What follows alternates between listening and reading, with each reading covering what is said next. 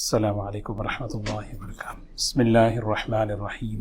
الحمد للہ نحمده ونستعینه ونستغفره ونؤمن به ونتوکل علیہ ونعوذ باللہ من شرور انفسنا ومن سیئات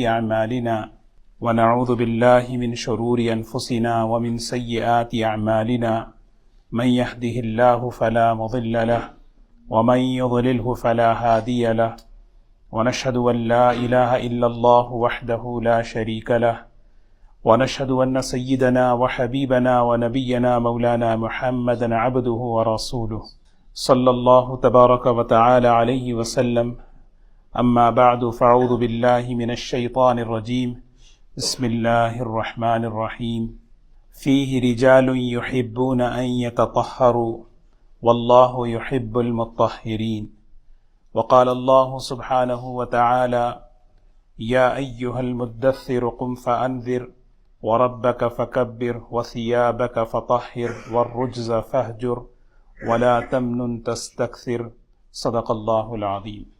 قابل احترام بزرگ و دوستو، اللہ تعالیٰ نے دین اسلام کے ذریعے سے ایک خوبصورت پاکیزہ زندگی اللہ نے عطا فرمائی ہے، جو زندگی اس دنیا کی انسان اگر چاہے کہ میں اپنے آپ کو پاک صاف رکھوں ہر قسم کی گندگیوں سے، ہر قسم کی بے حیائیوں سے، تو اللہ کا دین قیامت تک کے لیے اس کے لیے ایک راہ۔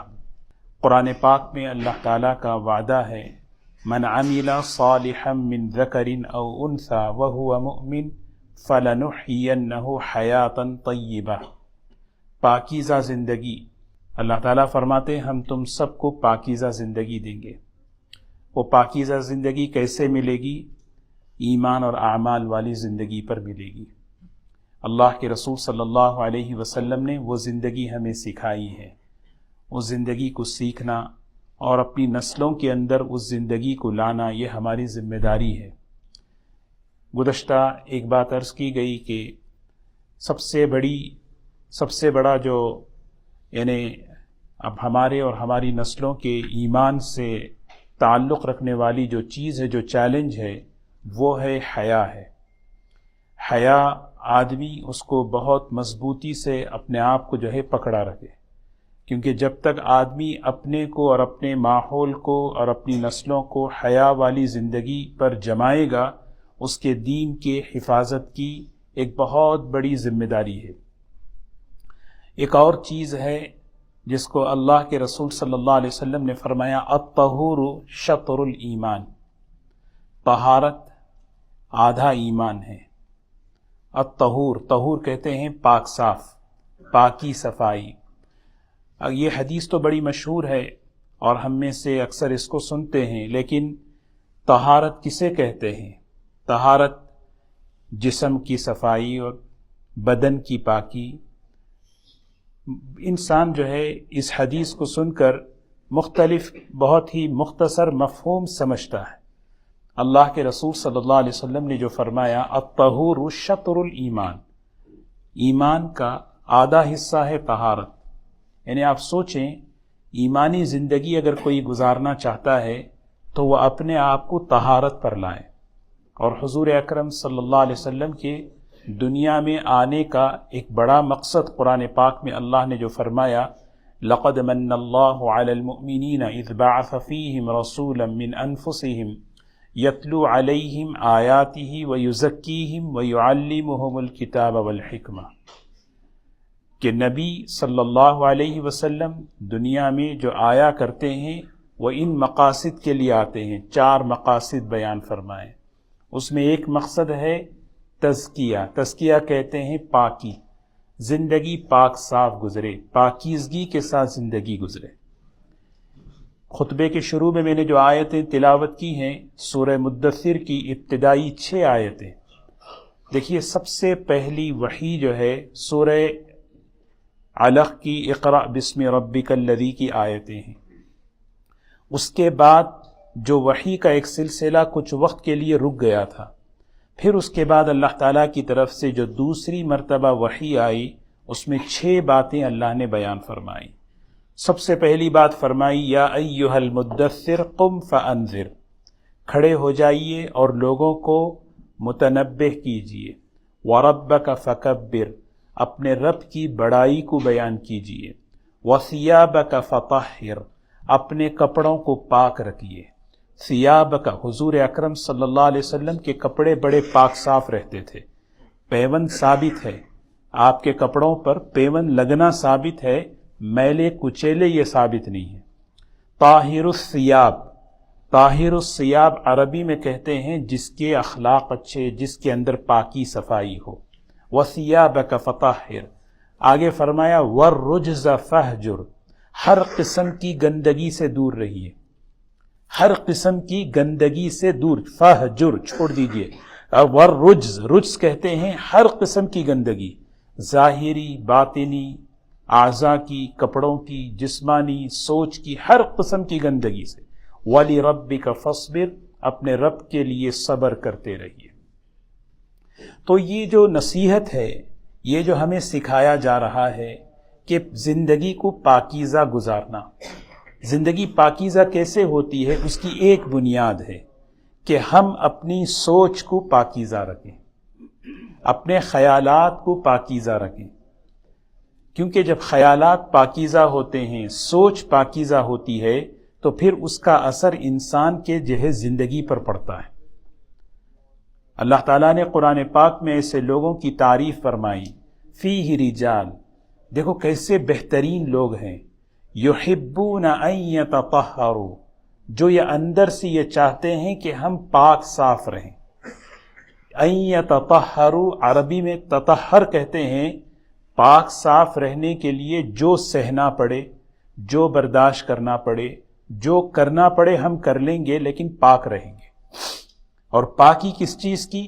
اپنے دلوں کی پاکی غلط یقین سے، اپنے اعمال کی پاکی، اور اپنی نظروں کی پاکی، اپنی سوچ کی پاکی، اپنے کان کی پاکی، اپنی زبان کی پاکی جھوٹ سے، اپنے معاشرے کی پاکی، یہ پوری پاکی کو اللہ نے ان یتطہروا، آگے فرمایا واللہ یحب المطہرین، ایسے لوگوں کو اللہ تعالیٰ بہت پسند کرتے ہیں جو پاکیزگی کا خیال رکھتے ہیں۔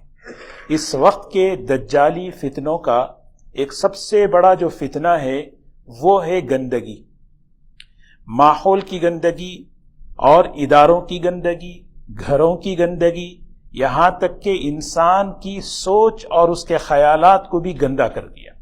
اور انسان آج پریشان ہے کہ آج جو ہے میری سوچ اتنی گندی کیوں ہے، میرے خیالات اتنے گندے کیوں ہیں۔ حضور اکرم صلی اللہ علیہ وسلم کی تربیت دیکھیں، اللہ کے رسول صلی اللہ علیہ وسلم نے ایسے صحابہ کی تربیت فرمائی، ان کی جو ہے سوچ، ان کے خیالات کتنے پاکیزہ ہو گئے، ان کی سوچ کیسے بدل گئی۔ سیدنا ابو بکر صدیق رضی اللہ تعالیٰ عنہ فرماتے ہیں، میری جو سب سے زیادہ پسند ہے وہ یہ ہے کہ میں اللہ کے راستے میں مال خرچ کروں، میری یہ سوچ اور میری یہ پسند ہے کہ میں آپ کو دیکھتا رہوں۔ جب انسان کی سوچ اور اس کے خیالات بدلتے ہیں تو اس کا عمل اس طرح بدلتا ہے۔ تو اسی لیے تزکیہ جسے کہتے ہیں، تزکیے میں جو طہارت ہے اس میں ایک بہت بڑی طہارت اپنے خیالات کو، اپنے جذبات کو اور اپنی سوچ کو پاک رکھنا، کہ میری سوچ گندی نہ ہونے پائے، میرے خیالات گندے ہونے نہ پائیں۔ کیسے گندے ہوتے ہیں اور کس طرح سے صاف ہوتے ہیں، پاک ہوتے ہیں، یہ اللہ تعالیٰ نے ہمیں بتایا، کیونکہ اللہ تعالیٰ نے انسان کی عقل جو ہے نا اپنی قدرت سے پیدا کی۔ دماغ جو ہے اللہ تعالیٰ کی قدرت کا بڑا شاہکار ہے، آپ حضرات اس کی تحقیق کر چکے ہیں کہ دماغ انسان کا جو اللہ نے بنایا، اللہ تعالیٰ کی کیسی بڑی قدرت کا مظہر ہے۔ یہ دماغ انسان کے خیالات کا سرچشمہ ہے، جیسے انسان کا جو دل ہے، یہ دل انسان کے جذبات کا برتن ہے، انسان کا نفس جو ہے یہ خواہشات کا برتن ہے، اسی طرح انسان کا دماغ اس کے خیالات کا سرچشمہ ہے۔ اچھے برے ہر قسم کے خیالات آتے جاتے رہتے ہیں، ہر قسم کے برے خیالات آتے رہیں، آدمی گھبرانا نہیں، اس میں گناہ بھی نہیں ہے۔ اللہ تعالیٰ نے سورہ بقرہ میں فرمایا لا یکلف اللہ نفسا الا وسعها، اللہ تبارک و تعالی اس چیز کا ہمیں مکلف نہیں بنائے ہیں جو ہم نہیں کر سکتے، کہ کوئی خیال آ گیا بس چلا جائے، لیکن جو خیال لایا جاتا ہے، اگر کسی کو بٹھایا جاتا ہے، پھر اس پر پکڑ ہے۔ تو اسی لیے قرآن پاک کے اندر اللہ تعالیٰ نے ہمیں یہ اعمال بتائے ہیں کہ انسان کی سوچ کیسی پاکیزہ ہو، صحت، دماغ کی صحت، دماغ کی سوچ، دماغ کے خیالات کیسے بہتر ہوں، کیونکہ جب انسان کی سوچ صحیح ہوتی ہے اس کا اثر زندگی پر پڑتا ہے۔ سب سے پہلا اثر سکون۔ آدمی جو ہے سکون اسے کہاں سے ملتا ہے؟ دماغ سے ملتا ہے۔ اگر دماغی اعتبار سے انسان کمزور ہے، بیمار ہے، تو پھر آدمی جو ہے کیا کرتا ہے؟ آدمی جو ہے ڈپریشن میں جاتا ہے، اینگزائٹی میں جاتا ہے، فرسٹریشن میں آتا ہے، پریشان ہوتا ہے، فلاں نے یہ کہا، فلاں نے یہ فلاں سے۔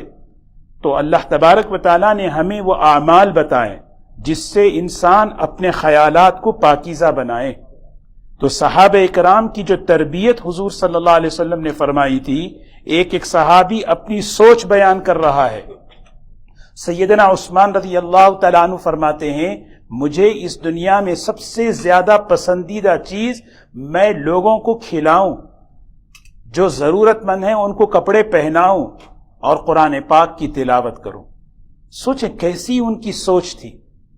سیدنا عمر رضی اللہ تعالیٰ عنہ فرمایا کرتے تھے، میری یہ سوچ ہے، میری یہ خواہش ہے کہ اس دنیا کے اندر اللہ کی طرف سے جتنی بھلی باتیں ہیں وہ سب کے اندر آ جائیں، برائیاں ختم ہو جائیں، اور میری یہ سوچ ہے کہ سادگی کی زندگی گزاروں۔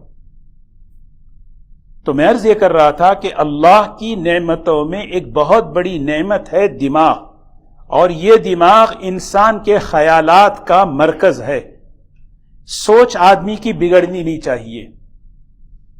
ظاہری اعتبار سے آدمی جو ہے نا دیندار، دیکھیے قرآن پاک کے اندر اللہ تعالیٰ نے بنی اسرائیل کے واقعات کو بیان فرمائے۔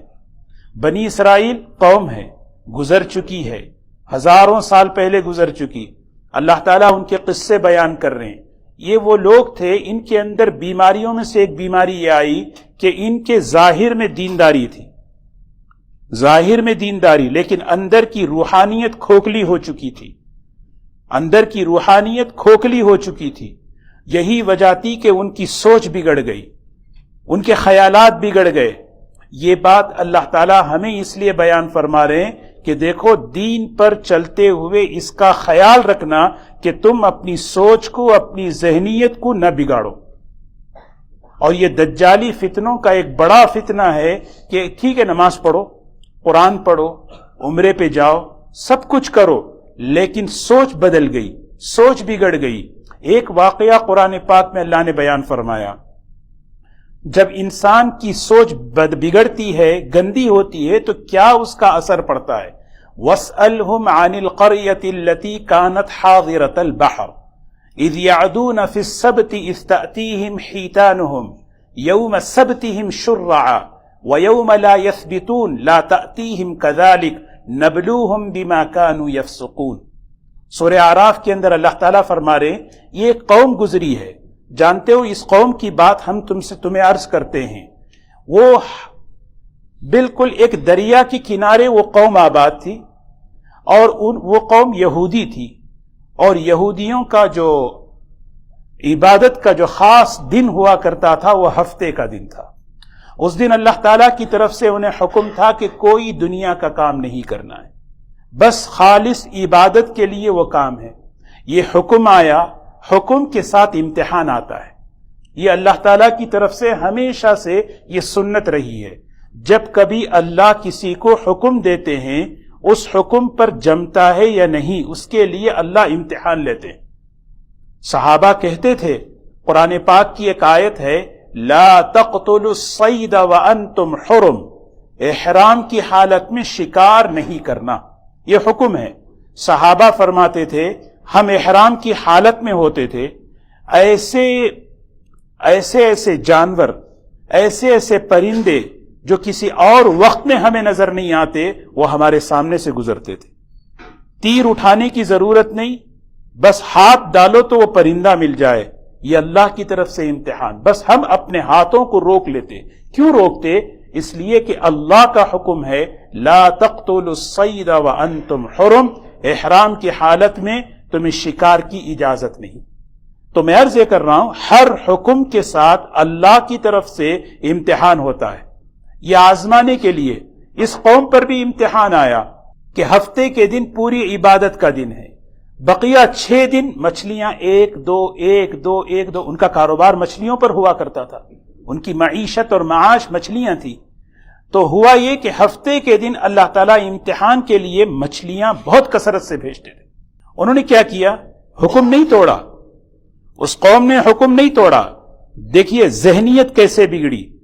اسی لیے اللہ سے پناہ مانگنی چاہیے گناہ والی ذہنیت سے، بے دینی ذہنیت سے۔ آدمی نماز پڑھے گا، روزہ رکھے گا، عمرہ کرے گا، تلاوت کرے گا، سب، لیکن اندر کی جو سوچ ہے، اندر کی جو ذہنیت ہے وہ بگڑ رہی ہے۔ یہ دجالی فتنوں کا سب سے بڑا طاقتور حملہ ہے۔ ایک حملہ جیسے میں نے گزشتہ ہفتہ عرض کیا بے حیائی کا حملہ، اور ایک حملہ ذہنیت کے بگاڑنے کا۔ آج ہم دیکھیں، آج یہ امت کتنے دین کے معاملے میں ظاہری اعتبار سے تو بہت شاندار، لیکن دینی معاملات میں کتنی چیزوں کو کھیل کود بنا دیا دین کو، کتنی چیزوں۔ اسی لیے دوستو یہ حضور اکرم صلی اللہ علیہ وسلم اس کی خاص فکر فرمایا کرتے تھے کہ دیکھو یہ بچوں کے اندر بھی، چھوٹے سے بچے ہیں، حضرت عبداللہ ابن عباس رضی اللہ تعالیٰ عنہ، چھوٹے بچے ہیں 13-14 سال، اس بچے کو سمجھا رہے ہیں احفظ اللہ احفظ اللہ تجد تجاہک۔ کیا معنی ہیں؟ یہ مینٹالٹی بناؤ، یہ ذہنیت بنا کے چلو، میں اللہ مجھ سے کیا چاہتا ہے میں وہ حکم پورا کروں۔ یہ نہیں کہ میں نماز پڑھ لیا اب میں جاؤں، اب میں نے روزہ رکھ لیا اب میں جو چاہے کروں، اب میں نے قرآن حفظ کر لیا پڑھ لیا اب جو چاہے کروں۔ نہیں، یہ بے دینی کی جو ذہنیت ہے یہ آدمی کے دین کو کھوکھلا کر کے رکھ دیتی ہے۔ یہ بنی اسرائیل کی بات ہے، اللہ اس امت کو اس لیے سنا رہے ہیں، وہ مزاج، وہ فکر، وہ سوچ تم اپنے اندر پیدا مت کرو، اس لیے کہ اگر وہ چیز پیدا ہو گئی دین ظاہری اعتبار سے بڑا شاندار ہوگا، لیکن یہ دیمک اندر سے کھوکھلا کر دی۔ آج کیا وجہ ہے بچے دین کیوں چھوڑ رہے ہیں؟ آج کیا وجہ ہے کہ بچوں کو دین سے بے طلبی آ رہی ہے؟ آج کیا وجہ ہے کہ نسلوں کے اندر سے دین کا شوق نہیں ہے؟ وجہ اس کی ہے کہ ہم نے دینی ذہن نہیں بنایا، ہم نے ان کی دینی ذہن نہیں بنایا۔ دینی ذہن کسے کہتے ہیں؟ کہ بھئی میرا اللہ مجھ سے کیا چاہتا ہے، میرا اللہ کیسے خوش ہوتا ہے، یہ سوچ بنا کر زندگی گزارنا۔ جب یہ سوچ بنے گی تو نماز کے وقت نماز، ماں باپ کے سامنے ماں باپ کی عزت، باہر جہاں جائیں گے جو حکم ہے، میرا اللہ مجھ سے کیا چاہتا ہے، اتنا ہی سوال ہے، میرا اللہ مجھ سے کیا چاہتا ہے۔ یہ اگر کسی کی سوچ بن گئی، سمجھو اللہ کا شکر ہے، اللہ تو نے میری سوچ کو دینی سوچ بنایا، تو نے میری سوچ کو دینی سوچ بنایا۔ ورنہ دوستو جب آدمی کی سوچ بگڑتی ہے نا تو پھر ہوا کیا؟ ان لوگوں نے کیا کیا؟ مچھلی نہیں پکڑی، انہوں نے اس دریا سے ایک چھوٹی چھوٹی نالیاں، چھوٹے چھوٹے راستے بنائے اور اپنے گھروں میں حوض بنا دیے۔ وہ ساری مچھلیاں حوض کے اندر جمع ہوتی تھی، اور ہفتہ جیسے ہی گزرا اتوار کے دن ساری مچھلیوں کو اٹھا کے جمع کر لیتے۔ اللہ تعالیٰ نے فرمایا ہم اب وہاں پر دو قسم کے لوگ ہو گئے، ایک وہ جو اس طرح کی حرکت کرنے والے، اور دوسرے وہ جو اس طرح کی حرکت نہیں کرنے والے۔ جو اس طرح کی حرکت نہیں کرنے والے تھے اس میں بھی 2 کیٹیگری ہو گئی۔ ایک وہ لوگ ہیں جو روکتے تھے بھائی نہیں کرو اس طرح، یہ غلط ہے۔ دوسری قسم وہ ہے جو روکتے نہیں تھے بلکہ روکنے والوں کو کہتے تھے لِمَ تَعِظُونَ قَوْمًا اللَّهُ مُهْلِكُهُمْ أَوْ مُعَذِّبُهُمْ عَذَابًا شَدِيدًا۔ ارے کیوں ان کے پیچھے پڑے ہو، جانے دو، جو کرنا ہے کرنے دو، کیوں نصیحت کرتے ہو؟ یہ روک رہے ہیں، روکنے والوں کو روک رہے ہیں۔ تو انہوں نے کیا کہا؟ بڑا بہترین جملہ کا، ایک ایک قرآن پاک کی ایک ایک ہدایت سے ہمیں سیکھنا ہے۔ ہم کسی کو روکیں، کسی کو ٹوکیں، کیوں؟ ایک باپ اپنے بچوں کو ٹوکتا ہے، ایک ماں اپنے بچی کو ٹوکتی ہے، کیا نیت ہو؟ لِمَ تَعِظُونَ قَوْمًا اللَّهُ مُهْلِكُهُمْ أَوْ مُعَذِّبُهُمْ عَذَابًا شَدِيدًا۔ انہوں نے جواب دیا مَعْذِرَةً إِلَىٰ رَبِّكُمْ، معذرتن الی ربکم، یہی، اس کے علاوہ کوئی اور نیت ہونی نہیں چاہیے. معذرتن، اللہ کی طرف سے ایک ریسپانسبلٹی ہے، ذمہ داری ہے مجھ پر، یہ ذمہ داری کل قیامت میں اللہ پوچھیں گے، اسی لیے میں انہیں روک رہا ہوں، اسی لیے انہیں سمجھا رہا ہوں. بلکہ ہم کیا کرتے ہیں؟ نہیں، ہم تو وہ کام کرتے ہیں جو پیغمبر کے ہاتھ میں بھی نہیں ہے، کہ ہم تو ہدایت دینا چاہتے ہیں، ہم تو ہدایت ان کے زندگی میں اتارنا چاہتے ہیں. مجھے ہدایت ملے نہ ملے لیکن میرے بچوں کو ملنا چاہیے، میرے بچوں کو، میں نہیں کر سکا نا، اب میرے بچے اس برائی سے بچنے چاہیے. اب اس کوشش میں بغاوت پر آتی ہے، یہ چیز بچوں میں بغاوت، ان کی سوچ بگڑتی ہے، ان کے خیالات بگڑتے ہیں. تو بے دینی کی جو سوچ ہے، یہ سوچ کہاں سے آ رہی ہے؟ یہ چیز بڑی خطرناک ہے. یہ دجالی فتنوں کا سب سے بڑا حملہ، جتنے میں 5 باتیں عرض کروں گا. سب سے پہلی بات بے حیائی کی بات، دوسری ذہنی سوچ. آج جو ہے نا سب چیزیں کرنے کے لیے کہا جا رہا ہے، بھئی نماز پڑھو، یہ کرو، وہ کرو، وہ کرو، لیکن کوئی آدمی بیٹھ کے سوچے کہ میرے نسلوں کی سوچ دینی بنے. آدمی بیٹھ کے سوچے. پریشان ہیں آج کہ بھئی کہ سوچ گندی ہو چکی ہے، مادیت والی، میٹیریل والی، گناہ والی، دنیا داری والی. آدمی نماز پڑھ رہا ہے، آدمی سب کچھ کر رہا ہے، لیکن سوچ بدلی ہوئی ہے. یہ چیز جو ہے نا آگے نہیں رکے گی. یہی چیز ہے آگے جو ہے نا ارتداد پر لے جاتی ہے. یہی چیز آگے. اسی لیے قرآن پاک میں اللہ تعالیٰ نے فرمایا کہ دیکھو یہ چیز ہر نبی، ان کے کاموں میں ایک بڑا کام یہ ہوا کرتا تھا، سوچ کی پاکیزگی، خیالات کی پاکیزگی. اسی لیے دوستو حدیث پاک میں آتا ہے، رسول اللہ صلی اللہ علیہ وسلم فرماتے ہیں آدمی کوشش کوشش اپنے گھر کے ماحول کو پاکیزہ بنانے کی. 2 چیزیں خاص طور پر، ہمارے خیالات کے پاکیزہ ہونے کا تعلق 2 بنیادیں ہیں. ہمارے خیالات گندے ہونے کا تعلق 2 ہی بنیادیں ہیں. وہی 2 بنیاد، وہ کیا ہیں؟ اس کو میرا دیکھنا صحیح ہو جائے، دیکھنے کی چیزوں کو میں پاکیزہ کروں، سننے کی چیزوں کو میں پاکیزہ کروں. میں کیا دیکھ رہا ہوں، میں کیا سن رہا ہوں، اس کا تعلق میرے دماغ سے، میرے خیالات سے ہے. بہت آسان ہے یہ جملہ بول دینا، میں نے بول لیا، آپ نے سن لیا. لیکن پریکٹیکل اگر سوچیں میں اپنے دیکھنے کی چیزوں کو پاکیزہ کروں. ذرا بیٹھ کے سوچیں کتنا. میں اپنے سننے کی چیزوں کو پاکیزہ کروں، کیا کریں؟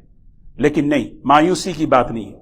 حدیث قدسی میں اللہ تعالیٰ فرماتے ہیں، بخاری شریف کی روایت ہے، مشہور حدیث ہے، ہم سب نے سنا. کیا ہے؟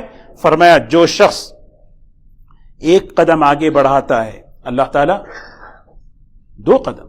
اگر کوئی شخص چل کر آتا ہے، اللہ تبارک و تعالیٰ اس کی طرف دوڑ کر آتے ہیں. محدثین نے اس کے معنی بیان فرمائے. اس کا کیا معنی ہے؟ جب کوئی شخص کسی نیکی کی طرف، کسی اچھائی کی طرف 1 قدم اٹھاتا ہے، اللہ اس کے لیے 2 قدم اور اٹھانا آسان کرتے ہیں. اللہ اس کے لیے 2 قدم. کوئی شخص نیکی کی طرف، اچھائی کی طرف چلنے کی کوشش کرتا ہے، اللہ اس کے لیے دوڑنا آسان کرتے ہیں. اس کو سورہ لیل میں اللہ نے فرمایا فَأَمَّا مَنْ أَعْطَى وَاتَّقَى وَصَدَّقَ بِالْحُسْنَى فَسَنُيَسِّرُهُ لِلْيُسْرَى. ہم آسانیاں لائیں گے. کیسے؟ اب کوئی شخص نہیں، میں اپنے گھر، دیکھیے آدمی مایوس کیوں ہوتا ہے؟ یہ تو مشکل ہے. نہیں، آدمی سوچے 10% بھی گھر کے اندر میں اب گناہ کم کروں، انشاءاللہ یہ 10% کی محنت اللہ نتیجہ 20% لائیں گے. 20% کی محنت 40% اللہ نتیجہ لائیں گے. 40% کی محنت اللہ تعالیٰ 80% محنت، کیونکہ اللہ کا وعدہ ہے. اور دوسری جو چیز میں عرض کر رہا ہوں، ایک چیز کوشش کے ساتھ ہمیشہ آدمی گناہ ہو جائے توبہ کرے، گناہ ہو جائے فوراً اللہ سے توبہ کرے. جب تک گناہوں پر ہم توبہ کرتے رہیں گے، انشاءاللہ اس کی برکت سے ہر گناہ کے گناہ ہونے کا احساس دل میں زندہ رہے گا، اور ایک نہ ایک دن اس گناہ سے اللہ بچا لیں گے ہمیں. اور جس دن کوئی مسلمان گناہ کر کے توبہ چھوڑ دے، صرف گناہوں کے راستے پہ چلتا رہے، اس کی سب سے بڑی نحوست یہ ہوگی آج وہ توبہ چھوڑنے کی وجہ سے کل اس کی نگاہ میں وہ گناہ نہیں رہے گا، بلکہ اس کے لیے اس کی تعویل کرے گا. اسی تعویل کا نام ہے مینٹالٹی بدل جانا، اسی تعویل کا نام ہے سوچ کا بدل جانا. یہ جو بچوں کی نسلوں کی سوچیں کیوں بدلتی ہیں، ہماری سوچ کیوں بدلتی ہے؟ ہم گناہ کے بعد توبہ نہیں کرتے، تعویل کرتے. یہ تعویلیں ہمیں وہاں تک لے گئی، آج ہم دین کے معاملے میں تعویلیں کرتے ہیں. اللہ تعالی ہم سب کی حفاظت فرمائے. اللہ تعالی ہمارے خیالات کو پاکیزہ بنائے، ہماری سوچ کو پاکیزہ بنائے. سوچ پاکیزہ کا مطلب دینی سوچ ہو، دینی ذہن ہو، کہ میں یہ سوچوں میرا اللہ کیسے خوش ہوگا، میرا اللہ مجھ سے کیا چاہتا ہے. شادی کا موقع ہے، کیسے اللہ خوش ہوں گے. کھانے کا موقع ہے، کمائی کا موقع ہے، کیسے اللہ خوش ہوں گے، کیسے میرا اللہ خوش ہوگا. یہ سوچ رکھ کر زندگی گزارنا، اسی کا نام ہے. اور یہ بات حضور صلی اللہ علیہ وسلم نسلوں میں منتقل کر رہے ہیں. 13 سال کے بچے حضرت عبداللہ ابن عباس سے فرما رہے ہیں احفظ اللہ احفظ اللہ تجد تجاہک. بیٹا یہ سوچ رکھ کر چل، اللہ کے حکموں کو میں پورا کروں گا تو اللہ کی مدد میرے ساتھ رہے. اللہ ہم سب کو عمل کی توفیق نصیب فرمائے. وآخر دعوانا الحمدللہ.